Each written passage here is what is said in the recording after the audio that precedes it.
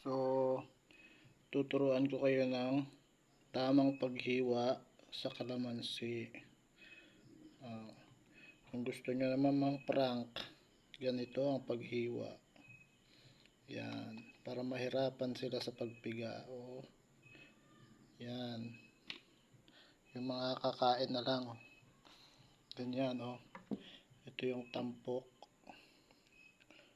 Yan. Tapos, hihiwain mo siya ng paayon. Ganun, o. Teka, madulas eh. Ito, basta ganito lang yan, o. Yan.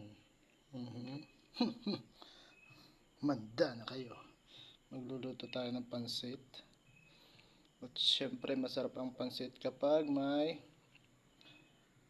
kalamansi. Favorite ko sa pansit ang may kinchay.